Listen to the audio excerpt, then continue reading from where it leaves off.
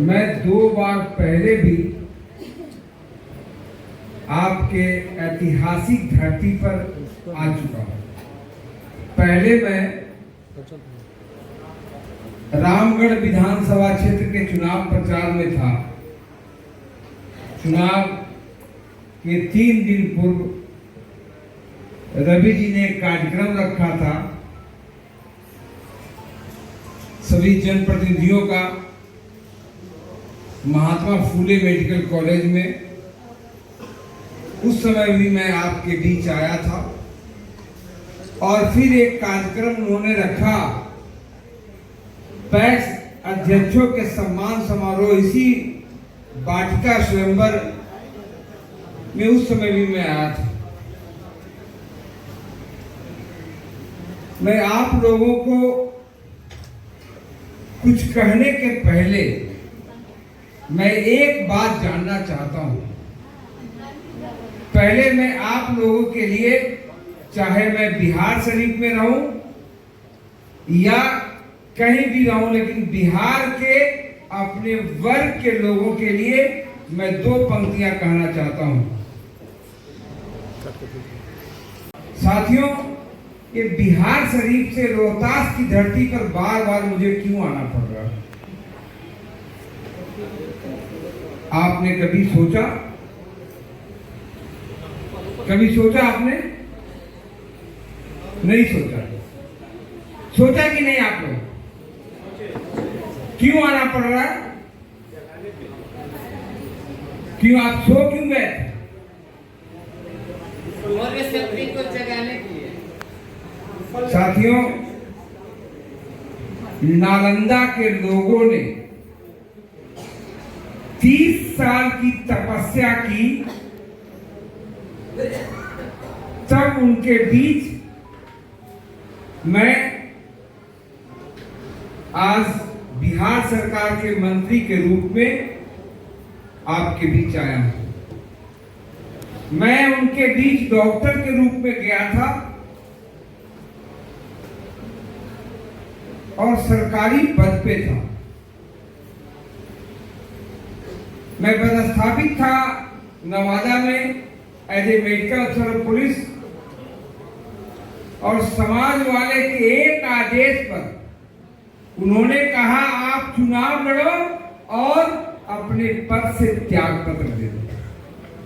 मैं बीपीएससी के द्वारा गया था। नौकरियां लॉटरी में ही फंसती है लोगों, लेकिन मैंने उफ नहीं किया और मैं चुनाव के मैदान में आ गया। हमारे पीठ पे नालंदा के न सिर्फ कुशवाहा वर्ग के लोग, लेकिन हमारे चाहने वाले लोगों ने लगातार मेहनत किया। मैं इंडिपेंडेंट भी लगा रहा तो बिहार शरीफ में इतिहास लिखा। मैंने 42,000 निर्दलीय प्रत्याशी के रूप में भी वोट पाया, और जब से मैं चुनाव जीतने लगा तो मैंने पीछे मुड़ के नहीं देखा। ये हमारा कोई गुण नहीं है, वहां के लोगों का प्यार, स्नेह, संगठित समर्थन जो आज हमको आपके बीच खड़ा होने का ताकत दिया। साथियों, अपना बेटा होता है। हम तो किसी भी तरह सौतेला बेटा ही है ना। हमसे काम लेने के लिए आपको बिहार शरीफ से बुलाना पड़ेगा, लेकिन रोहतास का बेटा पैदा करेंगे तो घर में आग लगेगी तो पानी देने के लिए भी आ जाएगा। आएगा कि नहीं? मुझे तो समय लगेगा 5 घंटे। अगर कुछ सुनना चाहते हो तो मैं बात कर आगे बढ़ाऊं, नहीं तो मैं नमस्कार करूंगा। मानोगे हमारी बात? साथियों, संगठन में शक्ति है, और जब आप संगठित हो जाएंगे तो दुनिया की कोई ताकत पराजित नहीं कर पाएगी। साथियों, और दूसरा एक हमारे लोगों में क्या गड़बड़ी है वो भी मैं बता देता हूं, ताकि अपने आप को सुधारने में आसानी होगी। हमारे लोगों में अलग अलग मुहल्लों में नेता पैदा होगा। हर घरे में नेता पैदा हो गया। बाप इधर तो बेटा उधर। वक्त की नजाकत को भी पहचानता नहीं। 2014 के बाद कौन नहीं जानता था कि नरेंद्र मोदी देश का उगता हुआ सूरज है। ये नेता नहीं, भगवान ने अवतार के रूप में भारत को विकास के रास्ते पर ले जाने के लिए आया है। कल्पना कीजिए उनके कार्यों को। आज विश्व का सबसे बड़ा पार्टी 29 राज्यों में 20 राज्यों में सरकार है।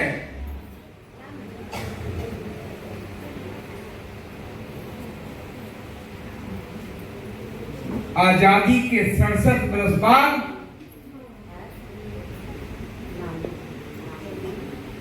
दुनिया के सबसे लोकप्रिय नेता यशस्वी प्रधानमंत्री नरेंद्र मोदी ने भारत की बागडोर संभाला। और बागडोर संभाला तो क्या किया? ये भारतीय जनता पार्टी है जिसका संविधान में लिखा हुआ है अंत्योदय, मतलब विकास की किरण को अंतिम पायदान में बैठे हुए व्यक्ति तक पहुंचाना। ये हमारा संविधान है। हर वर्गों को न्याय देना हमारे संविधान में लिखा हुआ है। हमारे माननीय प्रधानमंत्री ने क्या किया? जैसे ही सत्ता में आए, सबसे पहला काम उन्होंने किया, एक जनधन योजना लाई। जब जनधन योजना लाई, हिंदुस्तान के लोगों ने कभी सपने में सोचा नहीं होगा कि बैंक वाले बिना पैसा कभी खाता खोलेंगे क्या। कभी बैंक सुने थे आप लोग कि बैंकों में बिना कि बैंक खाता खोलने से देश का विकास होगा क्या? लेकिन पप्पू को बुद्धि कहां कि नरेंद्र मोदी का बात तो भ्रष्टाचार पर है। पहले के जमाने में इंदिरा आवास हुआ करता था और 50,000 लेने के लिए हमारे देश के गरीबों को चप्पल घिस जाता था। कभी बीडीओ के हाथ जोड़ के खड़े रहते थे, कभी मुखिया जी के, और 50,000 लेने में 30,000 घूस देना पड़ता था कि नहीं भाई जी? ये कहानी सिर्फ नालंदा की नहीं है, ये पूरे बिहार की है, पूरे हिंदुस्तान की है। आज केंद्र सरकार की जितनी धनराशि है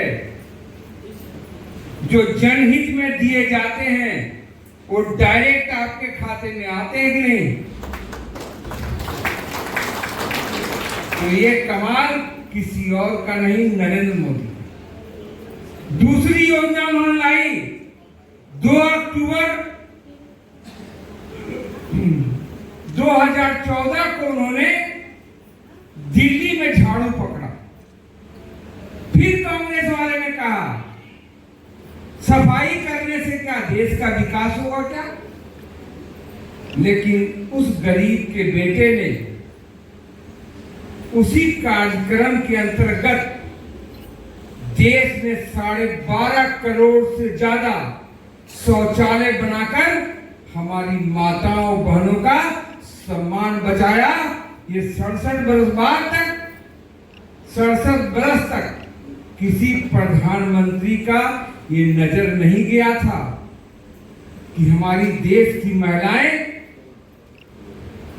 सूरज डूबने का इंतजार करती है और कतारबद्ध होकर रोड के किनारे खड़ी रहती है कि कब सूरज डूबेगा और हम सोच करेंगे तो धन है वो प्रधानमंत्री, वो गरीब का बेटा जिसने हिंदुस्तान की महिलाओं का सम्मान बताया। साथियों, जब नरेंद्र मोदी आए थे तो देश के हजारों गांव में बिजली नहीं थी। उन्होंने संकल्प लिया कि हम देश के हर गांव में बिजली पहुंचाएंगे, गरीब के हर दरवाजे पर बिजली पहुंचाएंगे, हम घर घर में बिजली पहुंचाएंगे। और वो संकल्प 31 दिसंबर 2018 को पूर्ण करेंगे। लेकिन वो संकल्प 2 महीना पूर्व, ये किसी और का कमाल नहीं है, ये कमाल उस गरीब का बेटा नरेंद्र मोदी का है। मैं आपको उदाहरण दे दूं, परिसीमन के बाद बिहार शरीफ विधानसभा क्षेत्र में एक रहुई प्रखंड मुझे दे दिया गया। उस प्रखंड में 120 गांव है। जब मैं 2010 का चुनाव लड़ने गया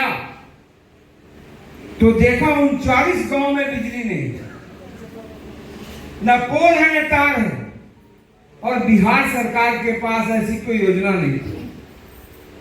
मुझे लगा मैं क्या करूंगा, मैं कैसे विकास करूंगा। जो मुझे गांव मिले हैं, जो मुझे प्रखंड मिला है, उनके हर घर तक बिजली कैसे पहुंचाऊंगा। लेकिन धन है प्रधानमंत्री नरेंद्र मोदी जी, जिन्होंने ऐसी योजना लाई कि न सिर्फ हमारे विधानसभा क्षेत्र में, पूरे देश के गांव गांव में बिजली पहुंची। इतना ही नहीं किया, पहले इंदिरा आवास हुआ करता था जो सिर्फ गांव में चलते थे। आजादी 47 में हुआ, नरेंद्र मोदी आए 2014 में। 67 बरस तक उस योजना के अंतर्गत मात्र 72 लाख घर बने थे। लेकिन जब नरेंद्र मोदी आए तो उस योजना में पहले थोड़ा बदलाव किया।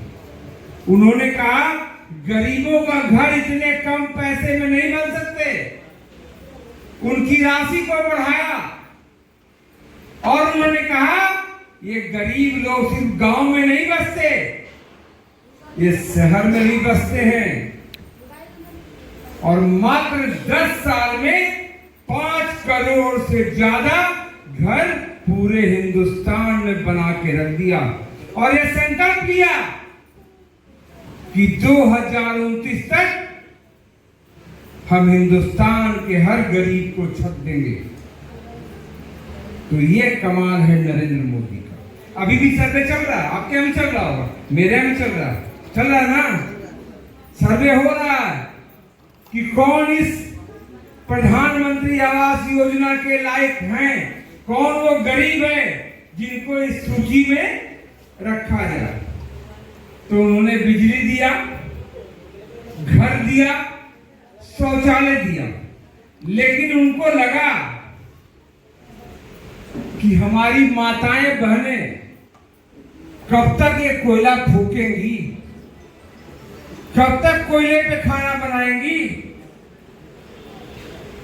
तो हिंदुस्तान के जितने गरीब महिलाएं थी उन सबको फ्री में गैस कनेक्शन और चूल्हे दिए। आप लोग में से किसी को मिला कि नहीं मिला? हाथ उठाइए, देखिए इतनी महिलाओं को मिला हुआ, आधा से ज्यादा है। तो बहन ये जाने के दिल के है नरेंद्र मोदी ने दिया। तो नरेंद्र मोदी ने ये भी दिया, लेकिन उतने पे नहीं रुके। उनको लगा कि हमने बिजली दिया, घर दिया, शौचालय दिया, गैस कनेक्शन दिया, लेकिन हिंदुस्तान के लोग अगर बीमार हो जाएंगे, गरीब हमारा बीमार हो जाएगा, तो क्या करेगा? इतना ही पर वो माने नहीं। उनको लगा देश के किसान जिनके लिए हम शुरू से प्रयास कर रहे हैं, हम चाहते हैं कि उनके फसल का दाम दुगना हो, जितना वो धन लगाएं वो दुगना लेकिन उनको लगा कि कहीं न कहीं थोड़ी कठिनाई है, तो उन्होंने किसान समृद्धि योजना लाया। आज यहाँ बहुत सारे कुशवाहा वर्ग तो खेती करते हैं जी, हैं? तो आप लोग बहुत लोग किसान होंगे। कितने लोगों को किसान समृद्धि योजना से 6,000 रुपया आपके बैंक के खाते में जा रहा है? हाथ उठाइए। अब देखिए, इतने लोगों के खाते में नरेंद्र मोदी के ताकत से 6,000 रुपया उनके खाते में जा रहा है। जब भी चुनाव आता है तो आप लोग इधर उधर करने लगते हैं ना। देखिए, मैं तो पढ़ा लिखा व्यक्ति हूं। मुझे पिताजी ने डॉक्टर बनाया था, समाज वाले ने विधायक बना दिया। मैं भविष्य जानता हूं, मैं भटकता नहीं। 5 बार चुनाव जीता तब भी हमको मंत्री नहीं बनाया, लेकिन मैंने पार्टी नहीं बदला। पार्टी कब बदला? मैं 3 बार जदयू से चुनाव जीता, लेकिन 2013 में जैसे ही हमारे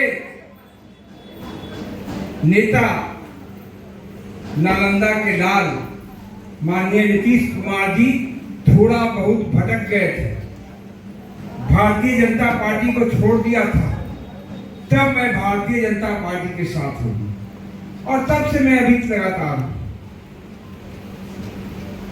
और जीवन भर इसी पार्टी के साथ रहूंगा। नरेंद्र मोदी का सिपाही बनकर बिहार की सेवा करता रहूंगा। जिसने जिताया मुझे, बिहार शरीफ की सेवा करता रहूंगा। साथियों, उतना ही नहीं किया, कहानी इतनी बड़ी है कि मैं 5 बजे तक बोल सकता हूं, लेकिन 2:30 बजे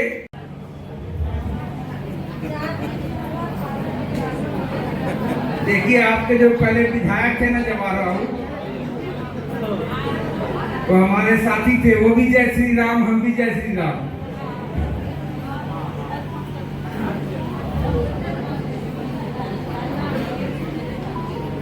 तो पूरे देश के 80 करोड़ लोगों को तब से फ्री में अनाज मिल रहा। वो कोविड फैला तो सबसे पहले हिंदुस्तान ने कोविड का टीका बनाया। ये भी पहली घटना हुई। पोलियो का टीका, जब पोलियो फैलता था, पहले जानते होंगे, बच्चा सब का हाथ पैर विकलांग हो जाता था, जड़ हो जाता था। उसका टीका 25 साल बाद आया, लेकिन हमारे यशस्वी प्रधानमंत्री नरेंद्र मोदी के नेतृत्व में टीका हिंदुस्तान में सबसे पहले आया। उनको लगा कि अगर हम ये टीका बेचेंगे तो देश का गरीब दिलाएगा नहीं। इसके लिए मैं कुछ लेकर आया हूं, क्योंकि रवि भाई ने सासाराम बुलाया और सरकार ने ताकत दिया है, तो मुझे लगा कि मैं रोहतास को कुछ देकर आऊंगा और आगे भी दूंगा।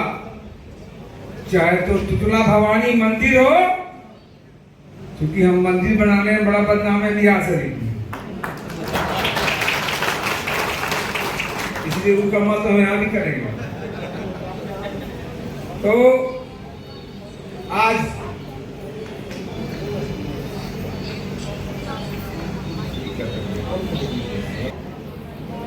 यहाँ से जब निकलूंगा, भारतीय जनता पार्टी का ऑफिस जाऊंगा, उसके बाद एनीकट पार्क है डेहरी में, ऐतिहासिक पार्क है सोन नदी के बगल में, और उस पार्क के उन्नयन के लिए 9.9 करोड़ रुपया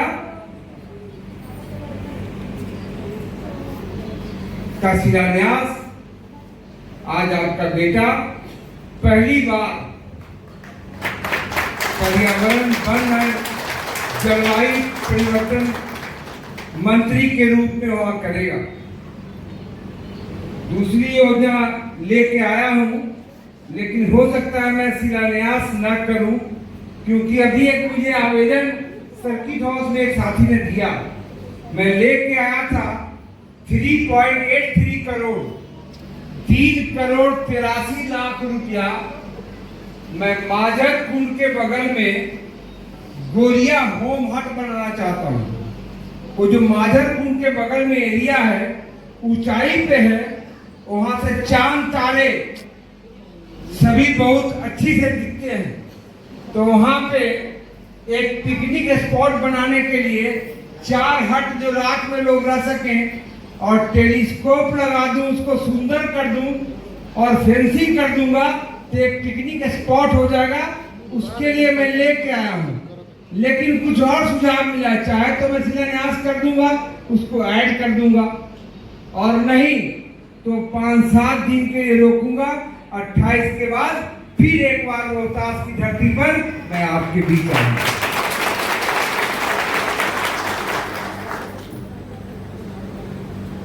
लेकिन साथियों,